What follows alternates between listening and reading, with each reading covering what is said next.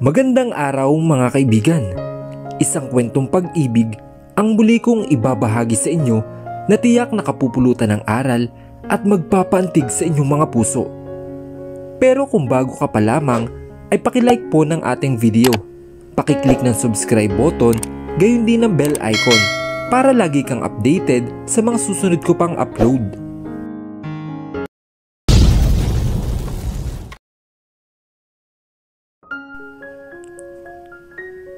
"Kuya, sino yung bata na yan?" Tanong sa kanya ni Charlotte na may mahaba at kulot-kulot na buhok. Napagkasya ni Trin ang kanyang sarili sa likod ng malaking istante ng mga nakadisplay na bag, malapit sa kinaroroonan ng kanyang anak. Pasilip-silip siya sa eksenang nasa harap niya habang walang tigil sa pagligodon ang kanyang puso dahil sa pagkataranta at sa sobrang kaba. Kitang-kita ng kanyang dalawang mga mata ang pag-uusap ng kanyang anak na si Kalia at ang totoong ama nito na si Franco Mercado. Hindi siya makapaniwala sa kanyang nasasaksihan. "What's your name, baby girl?" Narinig ang tanong ni Franco sa anak niya. "Kalia Forehead Christ." "I'm Kalia. Why didn't you know my name? You are my dad." Umawang ang labi ng babaeng kasama ni Franco at namilog ang mga mata. "Daddy? Kuya, may anak ka?" Tanong sa kanya ni Charlotte. Bumukas ang pagkalito sa mukha ni Franco habang nakatayo ito sa harap ni Kalia na nakatingala ngayon sa ama nito. "Hindi, I don't know." "Halaka kuya." Nag-squat ang babae at pinantayan si Kalia. Nginitaan nito ang kanyang anak. "Hi baby. What's your name?" "Kalia po. What about you?"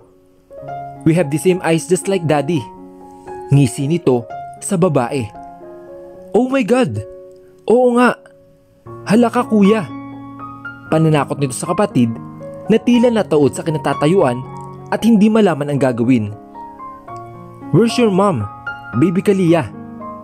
Bakit ka nag-iisa? Sinong kasama mo?" Namilog ang mga mata ni Kalia. Mistulang ngayon pa lang siya naalala ng bulilit. "She's in bookstore po." Then, she holds Franco's hand. "Daddy, let's go. I'll tell mommy that I found you." Tuwang-tuwang sambit ng batang si Kalia. Mas lalong napasiksik si Trina sa kanyang pinagtataguan. Nakulang na lang ay hilingin niya na bumuka ang simentong kinatatayuan niya at lamunin siya noon. "Attention to all shoppers.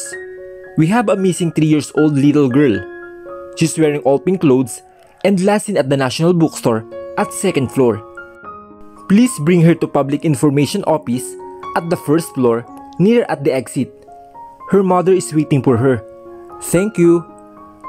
Muling umeri sa buong supermall ang boses na iyon, na galing sa naglalakihang speaker sa bawat sulok na bahagi ng mall. Mukhang nahulaan na naman ng dalawa na si Kalia ang tinutukoy sa announcement na iyon, kaya kinarga ito ni Franco. Mabilis na nagbayad ang babaeng kasama nito at saka lumabas. Siya naman ay halos matumba dahil sa panginginig ng kanyang mga binti. Ngayon niya lang din napagtanto sa sarili na kanina pa pala siyang pinipigilan ang paghinga. "Ma'am, may bibilin po ba kayo?" Sulpot ng isang sales lady sa kanyang gilid. Muntik na siyang mapatalon sa kinatatayuan dahil sa sobrang gulat. "Wala po miss." Naiilang niyang sabi at mabilis na umalis sa kinatatayuan para umiwas sa tingin ng babae na kung tiningnan siya ay para bang may gagawin siya na kahina-hinala. Mabibilis ang kanyang hakbang na pumunta siya sa escalator at bumaba.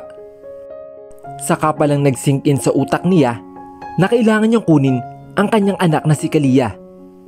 Dahil sa labis na kaba at pagkataranta ay hindi niya na naisip na kunin ang anak niya.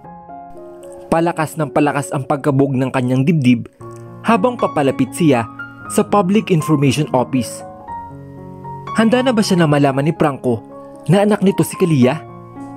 Handa na ba siya sa konfrontasyon? Ito ang mga gumugulo sa kanyang isipan. Hindi niya alam. Basta ang alam niya lang ay kabadong-kabado siya at hindi siya makapag-isip ng tama. Lintik na pagkakataong ito. Favorite yata siyang sorpresahin. "Mami!" Matinis ang boses ni Kalia nang tuluyan siya makapasok sa loob ng Public Information Office. Nakaupo ito sa isang monoblock chair at kumakaway sa kanya. Biglang naglaho ang lahat ng negatibong tumatakbo sa isip niya at ang kabang naramdaman nang makita niya ang kanyang anak. Mabilis niya itong tinakbo at mahigpit na niyakap. Hindi niya may paliwanag ang takot na nararamdaman niya na makitang wala na sa kinauupuan kanina ang kanyang anak. Dumagdag pa ang kaba at pagkataranta niya na makitang kausap nito ang kanyang ama. "Mommy, I saw Daddy. He's with his sister. He hugs me po. Mommy, like this." Ipinilibot nito sa malilit na kamay sa kanyang katawan. "He was big and strong.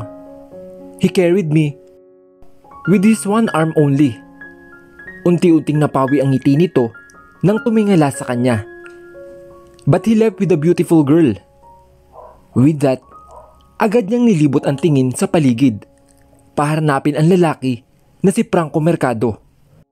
Ngunit kagaya ng sinabi ni Kalia, ay wala na ito. Umalis na ito sa Public Information Office. Ang sabi sa kanya ng babaeng nasa opisina ay ibinili na lang daw ni Franco at ng babaeng kasama nito si Kalia dahil may biglaang emergency raw ang dalawa. At nagmamadali daw umalis ang dalawa. Kung ano iyon ay walang ideya ang babae. Basta raw nagmamadali ito na umalis. Ramdam niya ang pagiging matamlay ni Kalia habang nasa biyahe sila pauwi ng kanilang bahay. Sabi kasi nito ay hanapin daw nila ang kanilang daddy at hindi niya sinagot.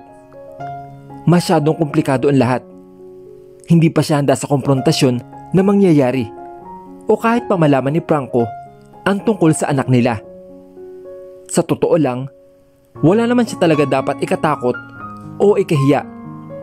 Kung may pamilya naman si Franco, hindi naman siya makikisiksik sa buhay nito. Kaya naman niyang buhayin mag-isang anak niya, kaya hindi rin siya aasa sa pantustos na ibibigay nito kung sakali man. And it's not like she intended to hide Kalia. Hindi niya na ito nahagilap pagkatapos ng gabing iyon.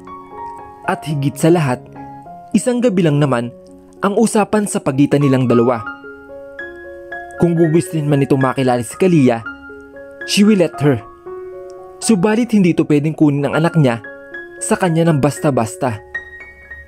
Maingat niyang kinarga si Kalia nang tumigil ang sinasakyan nilang taxi sa harap ng bahay nila. Nakatulog ito habang nasa biyahe. Bakas pa rin ang kalungkutan at disappointment sa mukha nito. "Akin na, ate. Ako na ang kakarga." Wika ni Cassie sa kanya nang pumasok siya sa pintuan. Tumayo ito mula sa pagkakasalampak sa sahig at kinuha sa kanya si Kalia. "Salamat. Iligay ko lang ito sa kusina. Ito ang ulam natin. Teka nga pala, nasaan na si Mama? Umuwi na ba siya?" Pagtatakang tanong ni Trina sa kanyang kapatid. "Hindi pa po, ate. Ang alam ko po ay may pupuntahan daw saglit. Pero hindi naman po sinabi kung saan siya pupunta." Sagot nito sa kanya habang pumapanhik sa hagdan. Sandali itong tumigil nang nasa pinakataas na ito. "Ako na lang ang magbabantay mamaya. Patapos na rin naman ako sa project namin. Dito ka na lang." "Okay." Nagluto siya ng pananghalian nila. Kadalasan kasi ay sa tindahan nila kumakain ang kanilang ina. But Sunday is her rest day.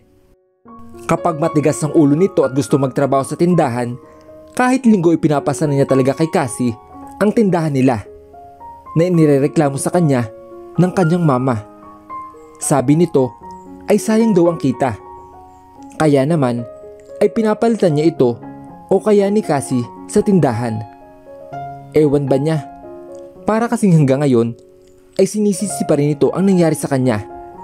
4 na taon na ang nakakalipas.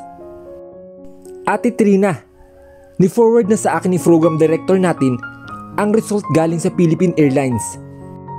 Text sa kanya ni Cheryl na nireplyan niya lang ng simpleng okay. Nag-pop up sa notification bar niya na may announcement si Cheryl sa group chat ng buong batch ng course nila. Ni-swipe niya iyon paalis at hindi na nag-abala pang tingnan ang resulta sa sinasabi ni Cheryl. Para ano pa? Magsasayang lang siya ng oras. Alam naman niya na hindi kasama ang pangalan niya sa listahan. Ni hindi nga siya binigyan ng CEO ng pagkakataon para ma-interview. So ano pang ini-expect niya? Bumuntong hininga siya habang nakatingin sa mga documents na kailangan para sa 2 pang airlines na napiling pag-OJT-han ng kanilang university. Mapupunta sa 2 iyon ang mga hindi natanggap sa Philippine Airlines. Wala namang problema kung doon siya mag-on-the-job training. Nanghihinayang lang siya na hindi siya nakapasok sa Philippine Airlines. Ang ganda sana roon ng future niya dahil may instant trabaho agad pagka-graduate at alam niya sa kanyang sarili na sigurado iyon. May allowance rin na ibinibigay sa bawat estudyante na magte-training at ang usap-usapan ay may incentives daw na ibibigay sa bawat estudyante na may pinakamagandang performance. Matapos isalansan ang mga dokumento sa isang folder, ay tinabihan siya ni Kalia sa kanilang kama. Niyakap niya ito at hinilikan sa kanyang sentido. Bahala na kung makilala ka ng daddy mo, baby. Gusto mo naman na makasama siya, di ba? Ayos lang sa akin. Basta ba, hindi ka masasaktan, anak. Ibang usapan na iyon kapag sinaktan ka kung sakaling may pamilya man iyon. At mas lalong ibang usapan kapag ilalayo ka sa akin, anak. Sambit nito sa kanyang anak. She drifted into sleep beside her daughter. Humihikab pa siya habang pababa sa hagdan ng kanilang bahay. Wala silang klase ngayong araw dahil on the job training days na. Paniguradong walang tao sa mga portrait classrooms ng university nila. Lalo na ngayon na ang ilan sa mga klase niya ay magsisimula na sa Philippine Airlines. At for those na hindi natanggap, kailangan nilang magpasa ng resume sa 2 pang natitirang airlines. Wala na si Kalia dahil nauna na ang baby niya na pumasok sa eskwela. Hinatid ito ni Cassie kaya siya na lang ang natira sa bahay nila. Humigop siya ng kape habang hinihintay niya mag-on ang cellphone niyang pinatay kagabi dahil sunod-sunod ang pag-notify sa messenger niya. When her phone finally on, sunod-sunod na notification ang pumasok roon. Ngunit mas nangibabaw ang mga notification na galing kay Cheryl. May 10 missed call ito at halos 20 text message. Curious na binuksan niya iyon. Literal na ibugan niya ang kaping nasa bibig niya nang mabasa niya kung ano ang text nito sa kanya. Sent by 8:17 PM. Congrats ate. Deserve mo. Ang galing-galing mo talaga. Sent at 9:02 PM. Maaga tayo bukas ha. Huwag kang palit. Kiss mo na rin ako ate. Kay baby Kalia. Miss na miss ko na yan eh. Sent by 8:30 AM. Ate Trina, nasaan ka na? Sabay na tayong pumunta doon. Nasaan ka na ba? Bilisan mo na. Napalunok siya at natuod sa kinaupuan nang mabasa ang mga text na iyon sa kanya ni Cheryl. Hindi niya pa maintindihan nung una kaya in-scroll pa niya ang iba pang text nito. Sent by 8:45 AM. Ginigisa na naman ako ni Ma'am Gladys. Menopausal talaga to. Ako palaging pinag-iinitan. Hay nako, nakakainis. Sent by 9:03 AM. Umalis na kami ate Trina. Sabi ko kay Ma'am Gladys, masakit ang tiyan mo. Kaya hindi ka makakapasok sa first day natin sa Philippine Airlines. Di bale, magse-selfie ako ng marami. Tapos isesend ko sa'yo. Mabilis siyang napatayo sa kinauupuan at tarantang hinanap sa group chat nila ang nisent na result ni Cheryl nang nagdaang gabi. Shit! Bulalas niya na makita niya ang kanyang pangalan na nakapwesto sa pinakaunahan sa hanay ng mga nakapasa. Mabilis nang inubos ang natitirang kape sa kanyang tasa. Dali-dali siyang tumayo at kumaripas ng takbo papunta sa kwarto niya para kumuha ng damit at tuwalya.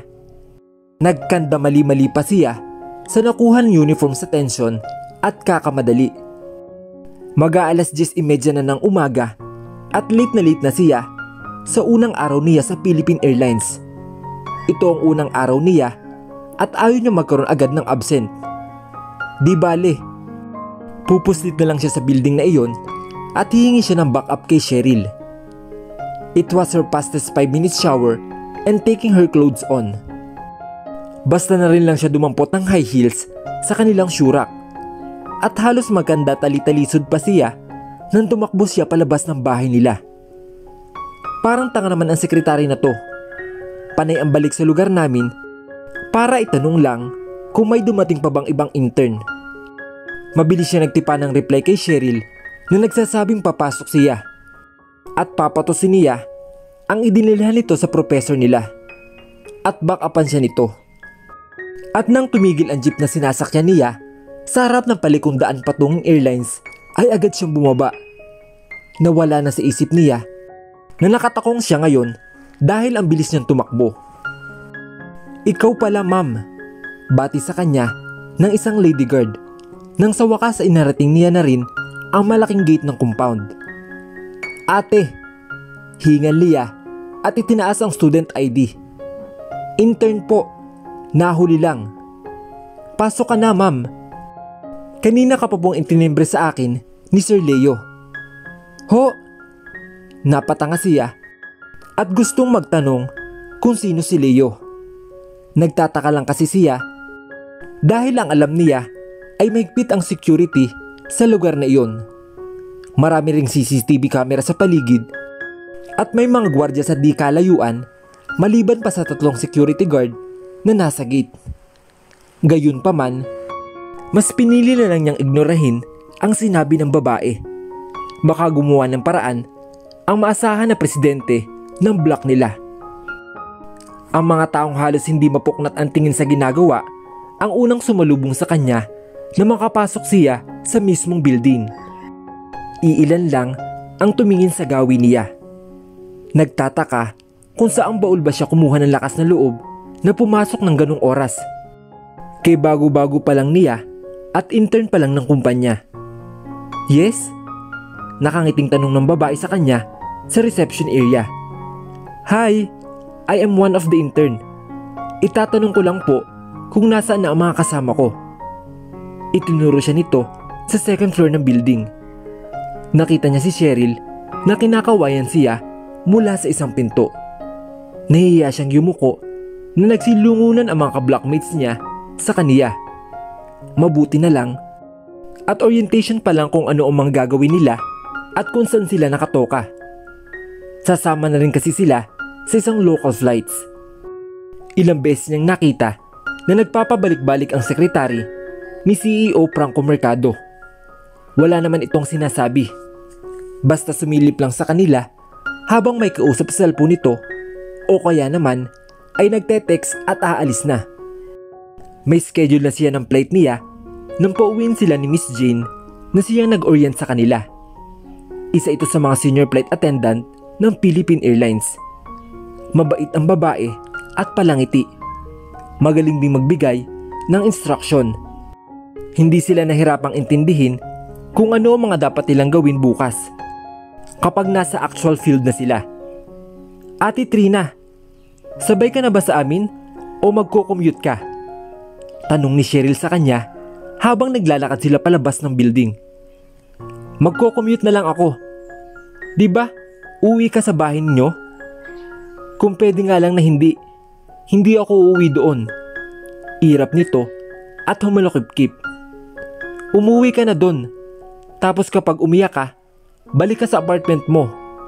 O kaya, pumunta ka na lang sa bahay." Nang tumango ito, ay nagpaalam na siyang aalis. Dahil mayaman ang pamilya ni Cheryl, ay may taga-sundo ito kapag umuwi ito sa bahay ng mga magulang nito.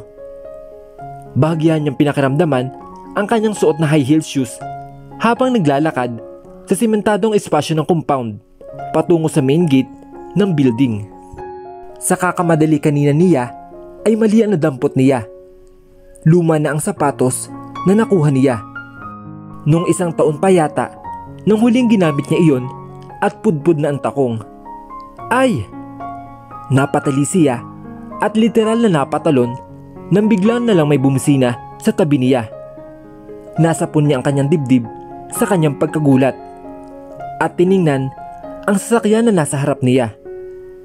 Hindi na siya gumawa ng kahit anong reaksyon pa at tumabi na lang siya sa gilid ng kalsada.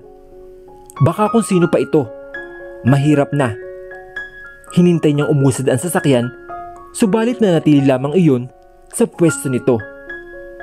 Nagpalingalinga siya sa kanyang paligid para agad siya makatakbo at makahingi ng tulong sa mga klase niya na kasalukuyang naglalakad din sa di kalayuan. Kung sakali man na may gawing masama sa kanya ang taong nasa loob ng kotse. Nang hindi pa gumagalaw ang sasakyan, ay tumalikod na siya at naglakad papalayo. That's when the man inside the car gets out from his vehicle.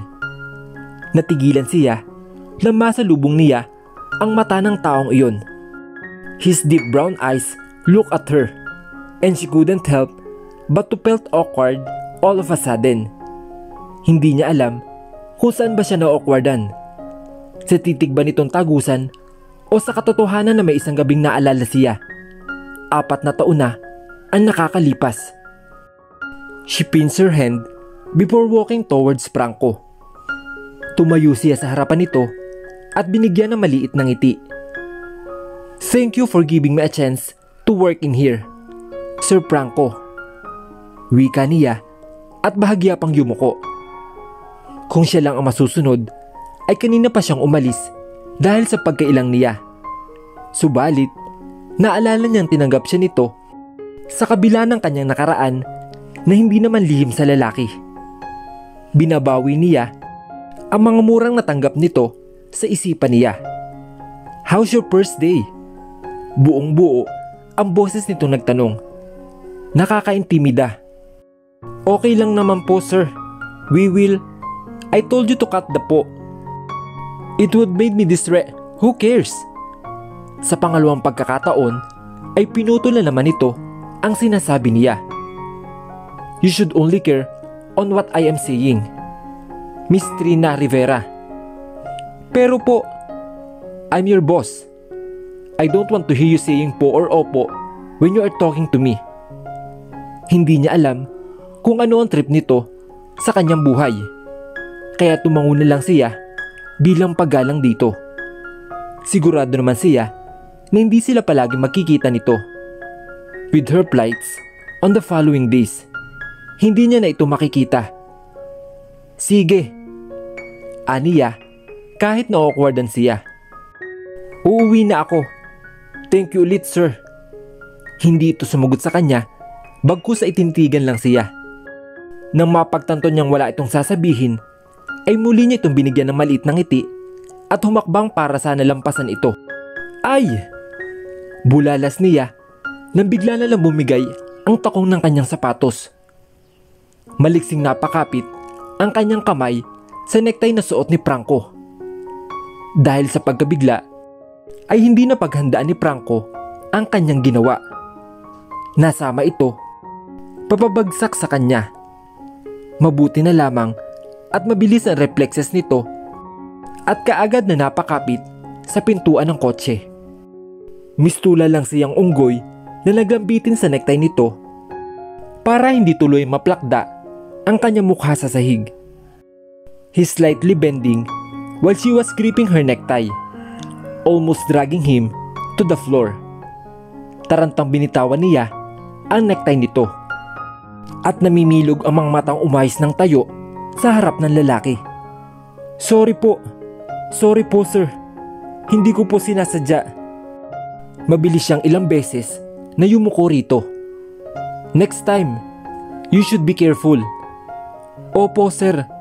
I am sorry po. Hindi na po mauulit. Hindi siya nito inimikan Bagkus ay tipid lamang itong tumango at tiningnan lang siya. Dumako ang mga mata nito sa kanyang mga paa at sa lintik niyang sapatos na siguradong tatadda rin niya pagarating niya sa bahay. Is it hurt? Mabilis siyang umiling at itinago ang kaliwang paa sa likod ng kanan. What a mess! Oo, masakit. Nagka-sprain yata siya. Ayaw niya lang ipakita kay Franco. Mukha na nga siyang tanga sa harap nito kanina. Dadagdagan pa ba niya ang kahihiyan niya? Hindi po, sir. Ayos lang po ako. Mariin niyang kinagat ang pang-ibabang labi para pigilan nito ang kanyang pangingiwi. Pasikreto niyang sinamaan ng tingin ang putol na takong ng heels niya na nasa sahig. I said cut the po. Bakit ba ang dominante ng lalaking ito? At bakit hindi ba ito umaalis? Can he just leave her alone? Gusto na niyang umiwi at umuwi sa kanilang bahay. Mumurahin pa niya ang takong ng sapatos niya. Hindi, sir. Tipid itong tumango at saka pumasok na sa loob ng kotse nito. Gusto niyang magdiwang na makitang umupo ito sa passenger seat at isinara na ang pinto ng kotse. His tinted window rolled down. Move aside. Inakbang niya ang kanyang paa at pigil na pigil ang sariling mapangiwi. Aray ko! Hindi nakisama ang bibig niya sa iniisip dahil bigla lang siyang bumulalas ng aray nang sumigid ang kirot sa kanyang paa. Nang sinubukan niya na ihakbang iyon. Napaluha siya sa sobrang sakit na kanyang nadarama sa kanyang mga paa. Hindi niya maihakbang ang kanyang mga paa mula sa kanyang kinatatayuan. Hindi niya alam kung paano siya makakauwi. Tumigil na lang siya para magbantay ng taxi sa kabila ng tirik na araw. Muli bumukas ang pinto ng kotse ni Franco. Bago pa niya malingon ito, ay bigla na lang siyang parang sakong umangat sa ere at walang sabi-sabi, isinakay siya nito sa loob ng kotse nito. Ano ang mga planong gawin sa kanya ni Franco na dahilan para tanggapin niya ito sa kanyang kumpanya? Mabanggit na kaya sa kanya ni Trina ang pinakatatagong lihim niya dito sa loob ng 4 na taon? Ano ang naghihintay na kapalaran sa kanilang dalawa ni Trina at Franco? Sabay-sabay po nating tunghayan sa susunod na kabanata ng ating kwento. Hanggang sa muli, mga kaibigan. Paalam!